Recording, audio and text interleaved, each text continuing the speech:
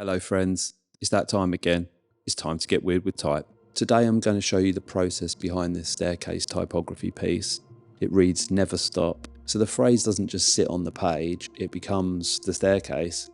The first thing I needed to do was work out how the letters would fit inside a circle because the whole structure is based on a circular stair form.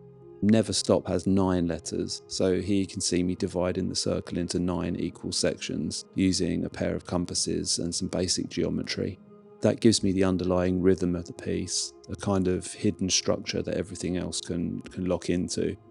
So next I sketch out the letter forms. I also shade in the word never just so I can clearly separate the two words when I start translating everything into 3 dimensions.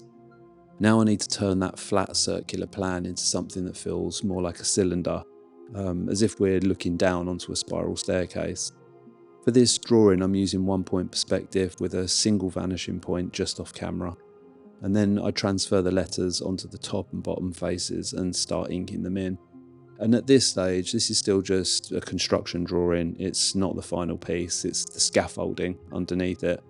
And this is where I can make mistakes, adjust things, test the geometry, and work out how the illusion is actually going to hold together. Once the letters are in place, I connect the top and bottom shapes so that each letter becomes a full height pillar. Then I start lowering the height of each letter, working from the top down to the bottom. That's what creates the staircase. This part is quite fiddly because every time a letter changes height, its perspective has to shift slightly as well. So you're not just copying the same letter lower down, you're redrawing it as a new object in space. Here you can see the original 2-dimensional plan next to the translated 3-dimensional drawing. One section I missed actually filming is the tracing stage, so I traced the construction drawing and then used carbon transfer paper to move the design onto grey cardstock.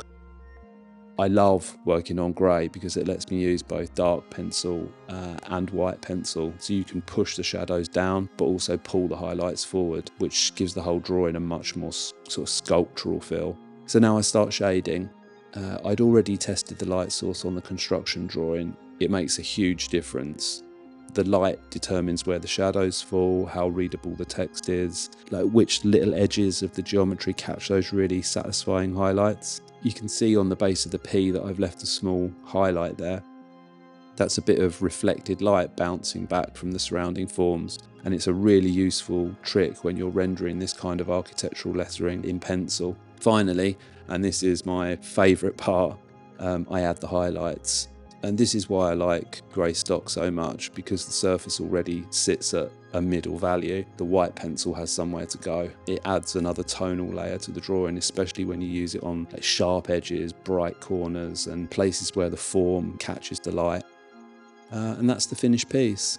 I know this one moves too quickly to properly follow along with. This is more about showing the journey from a strange little idea to a finished drawing, using letters, geometry, construction, perspective to make typography behave like an object.